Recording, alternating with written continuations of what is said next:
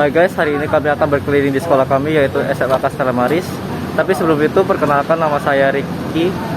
Saya Daniel. Saya Richard Antolin. Saya Pande. Ya, tapi sebelum kita berkeliling sekolah, mari kita mengenal profil dari SMA Stella Maris ini. SMA Stella Maris merupakan salah satu SMA swasta yang berada di Surabaya. SMA Stella Maris mendapatkan akreditasi A karena kualitas pendidikan yang bagus dan memiliki lingkungan yang ramah. Kalian tahu nggak sih kenapa Stelma dijadikan sekolah dengan lingkungan yang ramah? Karena kami siswa Stelma diajarkan untuk tidak pilih-pilih teman berdasarkan ras, suku, dan agama. Melainkan kami warga Stelma diajarkan untuk tidak pilih-pilih teman berdasarkan perbedaan, tapi menerima semua teman yang ada dengan baik. Contohnya seperti saya, Richard, Ricky, dan Daniel. Kami berteman bukan karena kesamaan ras ataupun agama, melainkan karena rasa nyaman yang ada. Juga terkadang perbedaan dapat menyatukan dan melengkapi kekurangan kita satu sama lain. Nah, sekarang kita akan memasuki lobi Stella Maris. Yuk, kita.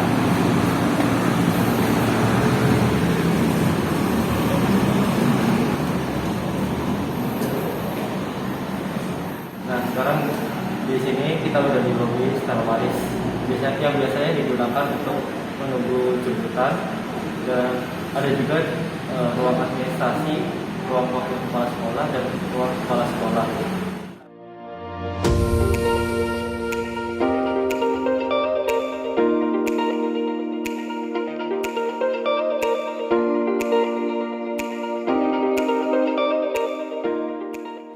Nah, selanjutnya kita akan pergi ke ruang lab kimia. Astro, no.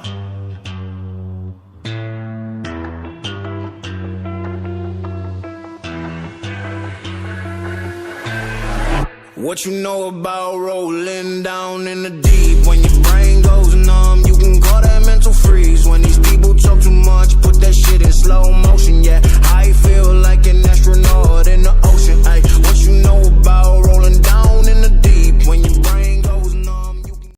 Sekarang udah sampai di lab kimia nih.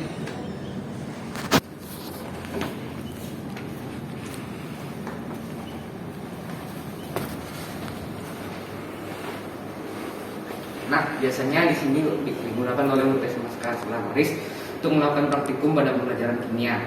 Dan alat-alat yang disediakan banyak dan masih dalam keadaan yang bagus. Tempat ini juga terdapat alat dan bahan yang digunakan oleh praktikum pada pembelajaran kimia.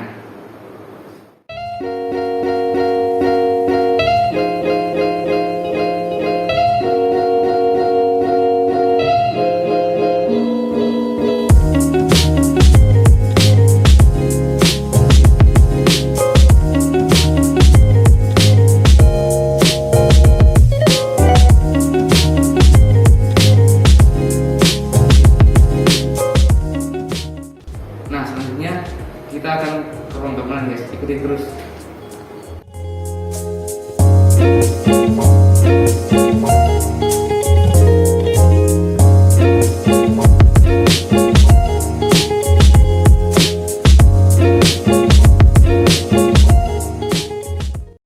Oke guys, sekarang kita sudah di ruang gamelan. Ayo masuk.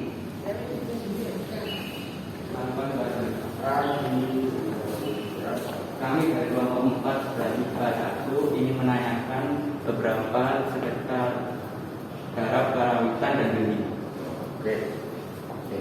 Nah, sekarang dari pertanyaan Anda, ya, tanya mengenai karawitan. Karawitan di Stelma ini sudah banyak prestasinya, ya, nanti saya tunjukkan prestasinya pada saya. Nah, untuk masalah karawitan, di sini terdapat instrumen. Instrumen. Dari sekian banyak instrumen ini, mereka hanya bertugas di dua bidang, yaitu bidang irama dan bidang lagu. Nah, mana yang irama, mana yang lagu, silakan. Sekarang untuk yang irama, terutama ini ada namanya saya langsung ya, kendang, tahu ya? Kendang, ini namanya kendang. tiga ini, gendang ketikung, gendang gede, dan gendang tiblon. Ini juga tugas di bidang irama, namanya ketuk dan kempiang. Mungkin kalian sudah pernah baca di sebelahnya ini adalah kenong. Ya. Yang tergantung itu ada dua macam, yaitu yang besar hitam itu namanya gong ageng, sedangkan yang paling tepi di yang agak kecil namanya gong sungguhan. Nah, lainnya ini disebut kempul, ya. Ini yang bertugas di bidang irama. Sedangkan di bidang lagu ini ada beberapa instrumen ini, ya, namanya bonang barung, ya, yang besar namanya bonang barung. Yang agak kecil itu namanya bonang penerus. Ya. Bonang penerus. Sedangkan ini ada beberapa instrumen yang hampir sama, bentuknya besar, middle, dan kecil. Yang besar ini namanya demung. Ya, namanya demung, sedangkan yang dua yang sama ini namanya saron. Saron. Dan yang paling kecil di antara ini namanya peking. Ini. Untuk lainnya seperti ini namanya selenteng. Ini juga bertugas di bidang lagu. Terus yang ini banyak bilanya, ini namanya gender. Nah, di gamelan ini ada instrumen yang tidak terdiri dari logam, khusus hanya kayu. Nah, itu disebut gamelan. Nah, dari semuanya ini hanya tugas dua, yaitu bidang irama dan lagu. Ya, jelas ya? Nah, untuk permainan ini mungkin kalian bisa mencoba dulu, ya. Coba dari keempat ini, kalian kan hanya 4 anak. Nah, dari 4 ini bisa belajar, ya.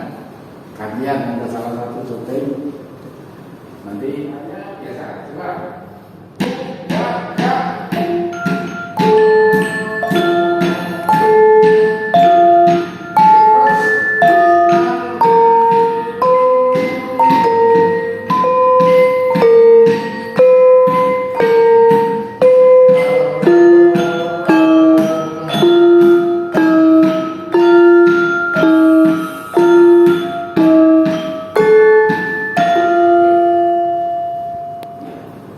Jadi untuk kerawitan di sini adalah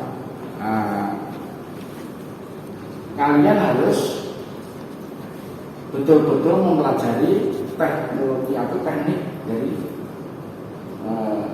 cara bagaimana cara. Karena apa? Kerawitan ini bisa dipelajari secara ilmiah. Nah, secara ilmiah itu adalah bisa dipelajari dengan ilmu. Tapi perlu diketahui bahwa walaupun ilmiah, kerawitan ini adalah non eksak. Jadi bukan ilmu pasti, ya.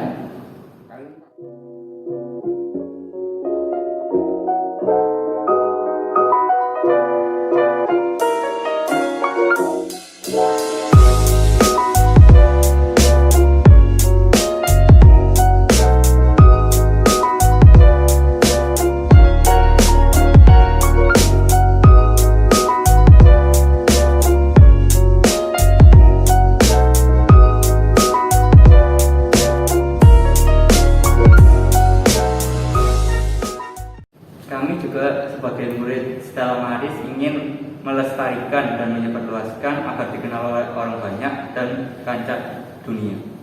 Terima kasih Pak Sri telah menjelaskan genting dan cara kalian. Oke, terima kasih atas perhatian kalian. dan ingin melestarikan. Ya, terima kasih Pak. Ya, sekarang kita sudah di depan perusahaan SMA Kasela Maris. Mari kita masuk.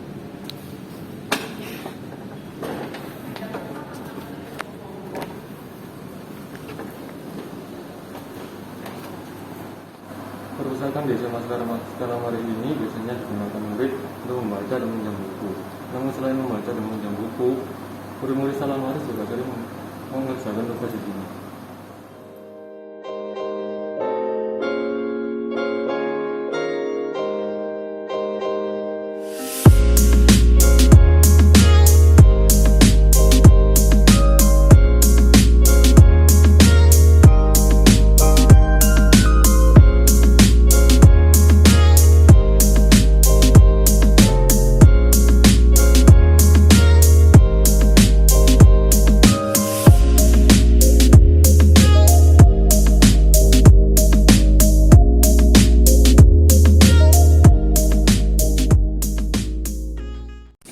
Nah guys, selanjutnya kita akan pergi ke ruang fisika.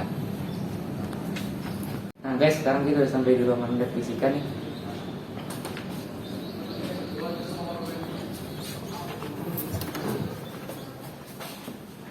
Nah, biasanya tempat ini digunakan para siswa SMA Kasela Maris untuk melakukan praktikum pada pelajaran fisika.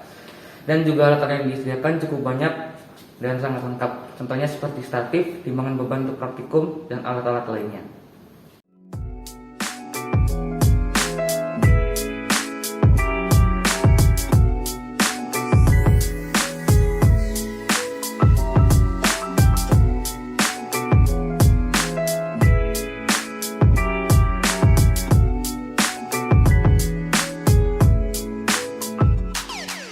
Oke, sebentar lagi kita akan ke lab biologi. Yuk ikutin.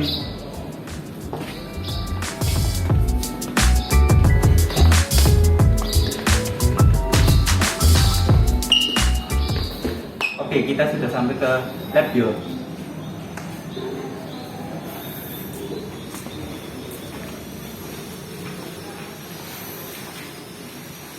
Di sini tempat kita untuk membuat praktikum dan mengerjakan tugas.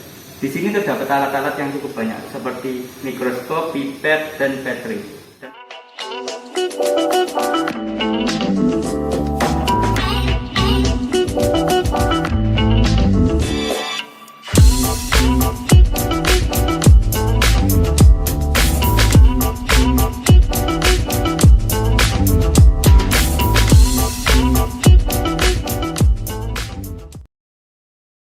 Sekarang kita sudah di depan ruang komputer. Mari kita masuk.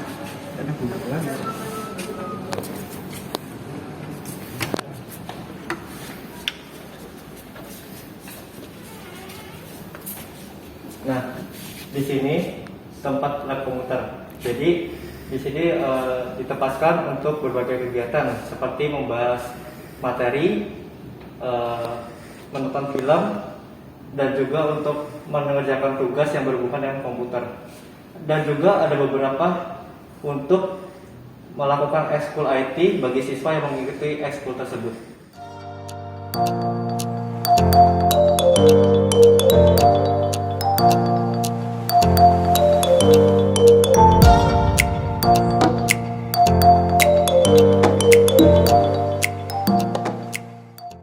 Yuk, cabut yuk ke cari tempat istirahat. Guys, menurut kalian materi yang paling susah apa ya? Menurutku sih integral. Tapi integral itu banyak fungsinya loh. Contohnya seperti menghitung fungsi biaya, fungsi ekonomi, dan yang lain-lainnya. Yang tentunya sangat berguna buat masa depan kita. Dari tadi kita udah naik turun tangga loh, bikin keringetan. Iya nih. Soal ngomong-ngomong tentang keringetan, keringat itu termasuk sistem ekskresi loh. Iya betul. Tapi kenapa ya keringat bisa asin? Oh, itu karena keringat mengandung garam dapur atau biasa disebut dengan natrium klorida dan berbagai zat lainnya. Oke guys, sekian dari vlog kita. Dan jangan lupa like dan share. Dan juga jangan lupa subscribe. Oke, bye-bye.